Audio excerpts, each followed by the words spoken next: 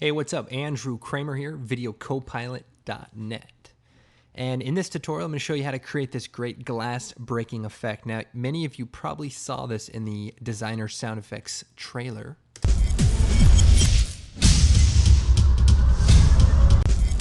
Okay, and I will tell you most of this is done in After Effects. Now, my good friend Bobby did help me with an extra element to really make it slam, because when it breaks in, not as many particles, but when it breaks out, it just explodes. And my friend Bobby Hummel put together this great 3D ice effect in 3D Studio Max and just really sells this big explosion. And let's be honest, the sound effects are pretty impressive also. But we are going to create the After Effects part. So here is what essentially we are going to be creating. So pretty cool. I'm sure you can think of plenty of ways to use this. So let's create a new composition. We'll call this Shatter. And 15 seconds, all these settings look good. And I have this ice render, and basically it's just this big piece of ice. We'll scale it down so we see just the main part of it. And I'm going to pre-compose it so that it renders a little faster. We'll move all the attributes into the new comp. Okay, so let's get right to it. Effect, simulation, shatter. You probably can't see it, so we'll get it from the effects and presets. Shatter. There it is. Drag it out. And here's what we have. Awesome. Instantly got some bricks breaking up. Change it to the rendered mode. Now, I will say this is a very powerful plugin, and I think slightly overlooked at times. Check it out. That's the default level. We get some bricks, shattering. Not too bad. But let's go ahead and play with the settings and see if we can get a little more what we're after. First of all, let's change the shape to glass. So already, it's looking pretty good. I'm thinking it looks a little slow. Something doesn't feel right about it. So in the physics, let's turn the rotation down to 0.1 and the viscosity down to 0. The viscosity kind of, makes it seem as, think about this. If particles were flying in water, they would kind of be slowed down a little bit. So kind of think about it that way. Viscosity, not what we want. So that's looking pretty good. And let's increase the gravity to about 5. And that way our particles, our chunks look a little bit heavier. And now we can also increase the extrusion depth so that these particles are a little thicker, like that. And the repetitions, how many times we can repeat this little texture map. And if you play around with these settings, we can get something pretty nice. Okay. Now, what's causing this to shatter? Well, we have forces. We have two. One, not like Star Wars, but sort of, I guess. We have the radius, depth, and strength. So the depth is, imagine it coming straight at you, or it being really wide, and you see how it blows the particles to the side. So if we bring that in, they kind of come more at you. And if we increase the strength, they would in fact do that. Boom. So let's play that. So I say that's pretty cool.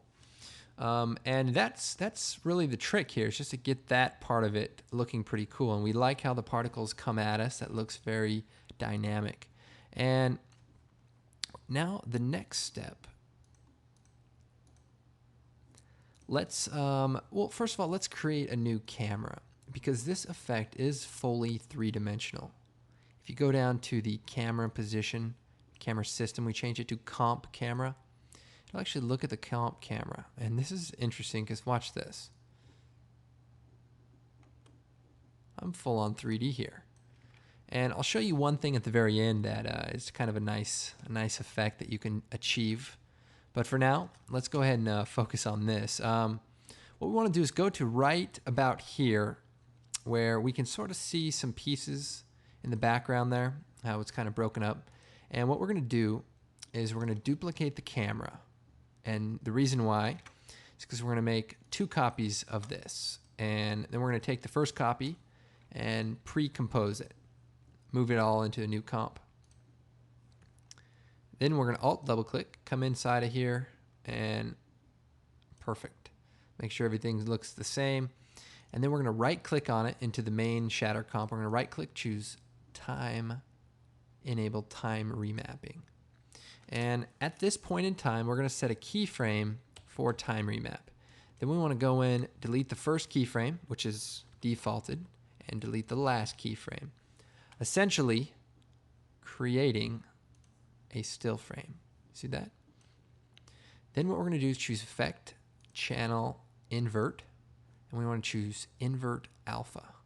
And the reason we do this is we want to create a particle system or a shatter system based on what you see here. Think about when glass breaks. At the break point, small micro particles break off of there and cause, like that really micro pieces of glass that kind of are smaller than the main parts of the glass. So this is going to be used to create that.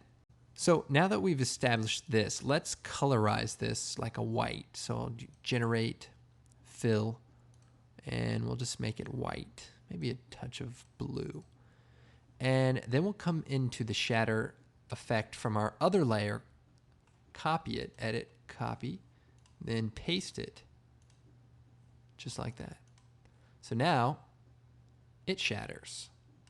But instead of doing exactly what the other one does, we want it, I don't know, maybe we want it to fall faster. I mean, it doesn't matter really what we do with it, but it's just kind of cool to give it a little bit of a variation. So it falls faster and maybe more repetitions so that the particles are smaller, and then possibly less extruded, so they're flatter or smaller thickness, like that. So that, we turn our other layer back on, put these together, and let's cut it off until this point so that we only see that, and then they come on. Now, another cool effect to kind of get rid of some of the smaller particles, if we go into the effects and we type in simple choker, apply that to the pre-comp and change it to about 0.5 or about 1. And it'll just get rid of some of the smaller particles, and so that we only see a few. All right, that gravity is just a little much there. That's actually pretty cool right there. And I think we're getting somewhere. Now, let's go back and take our ice render, put it in the background, and scale it down a little bit. And then we'll add a curves adjustment and darken it. And then a tint adjustment so that we can bring some of that saturation down. So, I don't know, whatever you want to do. And we can also go into the shatter and make it bigger so that there's nothing left. If we increase the radius, there won't be anything left around the edges.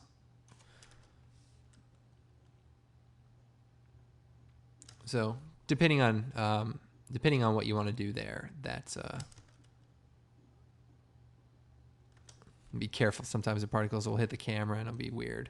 Okay, so that looks great, but now we need to add motion blur. So I'm going to create a new adjustment layer. And we'll go over to the effects and presets. We're going to look for force motion blur. Now these CC Sitecore effects are on your After Effects install disk. It's a great little plugin. We can see at 8, we're creating some very nice motion blur based on, the movement of the shatter. Now, the only problem with this is that it takes 8 times to render each single frame. So I like to turn it down to 3 and look at half resolution while I work. Then when you render, you can turn that up and get a little faster render. But 3 gives you a good idea that it's moving in the right direction. So there's our shatter. I mean, that's not bad. And what we can do then is take this shatter comp, drag it into a new comp, and this time we're going to add some shake. And it's easy. We do shake now. It's simple. Slider control. Bring up the position for the layer. Hit P. Alt-click on the position. Type wiggle, parentheses, 8, comma, this amount. Just drag the pick whip. End parentheses. So that's our expression. And we'll turn this stopwatch on. Turn it up to about 50. Move forward till like after the shatter is just about done. Turn it down to 0. Hit U, F9, so that it slowly goes into itself.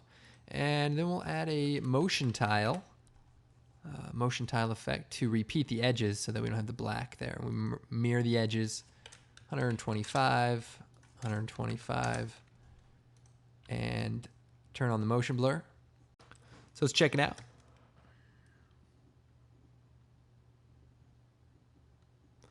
I say that looks pretty good, and we can go back into the shatter and maybe even blur this background layer out just a bit.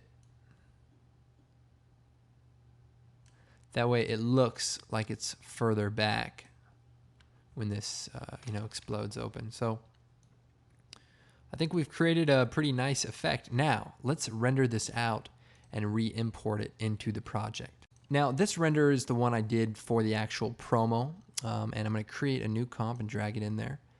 And you can see I just did some smaller particles. Took a little longer to render, but if you increase that shatter plugin and repeat this like 150 or so, you can get some smaller particles like this, but it'll kill you to render it. So now we have a shatter that goes forward. So let's duplicate it. Right click, enable time remapping or time reverse layer. Now this way the glass comes together and it stops. Should. Then it shatters again. So if we play this back, we can also create a pause at the very end of this if we choose enable time remapping. We can, we can move these keyframes over so that it's still for a little bit longer before it actually starts to play. And let's see that.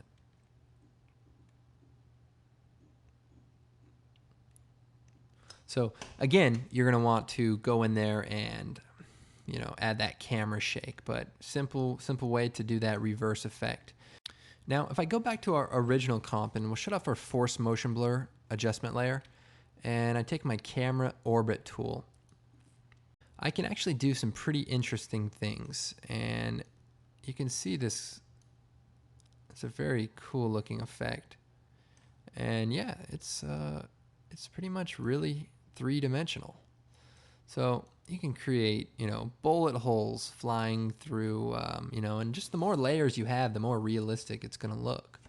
And you vary the settings in the shatter so that it's not just the same thing every time, but rather you have some particles that will be moving faster, some that would be moving slower. You have those two forces to deal with. You can also change, the transparency of some layers. So some are semi-transparent, like if it's glass. Kind of a cool idea. And one other, just one cool thing I wanna show you is, so here is our explosion sort of from a side view, and we've pre-comped this and added our camera shake here. What I'm gonna do is just take this camera shake off, just for a moment, and I'm gonna right-click and choose enable time remapping. And what I'm going to do is let it explode right there. And then I'm going to put a keyframe, move forward a couple of frames, put another keyframe, and then move this second keyframe out further. And then if I control click on the second keyframe and play this back, you won't believe it.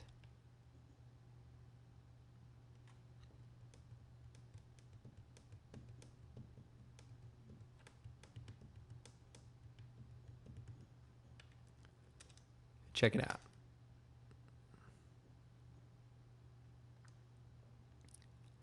When you add time remapping to the shatter effect, it actually calculates sub-frame animations, which means you get a unique frame for each frame so that you can create these great slow motions with all these speed ups.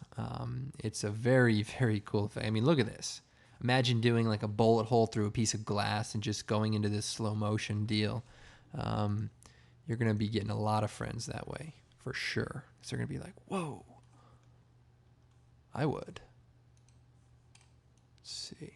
So anyway, and the other thing, if you say we take this motion blur, apply it to this comp, turn it on. And we make the shutter angle higher, meaning more blur. Check this out. And obviously we need more samples, but that takes forever to render. We'll do 5. But check this out. Because the next part of the animation is so slow, we're going to see the motion blur initially, like really fast motion blur, like you see right here. But when we slow it down, guess what? It's almost like taking a picture with a super fast camera so that there is no motion blur, because you're shooting, 1/200th of a second, or, with a high-speed camera, you'd be doing much more than that. But you're talking high shutter speed, essentially, which creates this, frozen effect.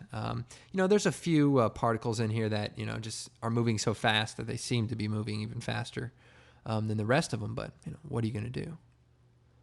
All right, I didn't mean to have to talk through this whole render. I thought it would be quicker. So how are you guys doing? Great. Good to hear. Good to hear. Okay, let's play it back.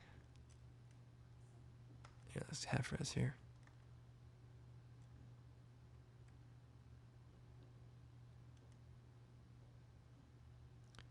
I mean, that's pretty impressive, if I do say so myself. Now, this is a very cool effect, and I hope you guys use it in a bunch of different ways. This is ice. Feel free to do anything with this shatter effect.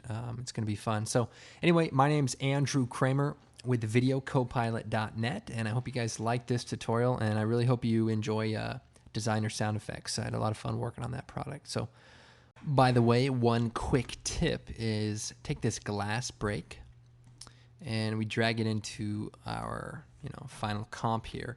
And what I did was took the sound, choose time reverse layer, and what that does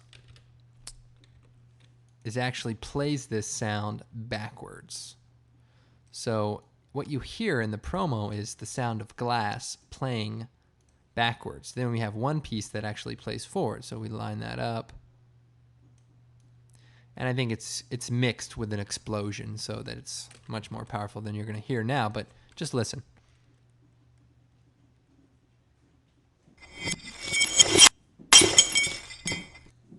So kind of a cool effect. And, I just wanted to make sure I showed you that.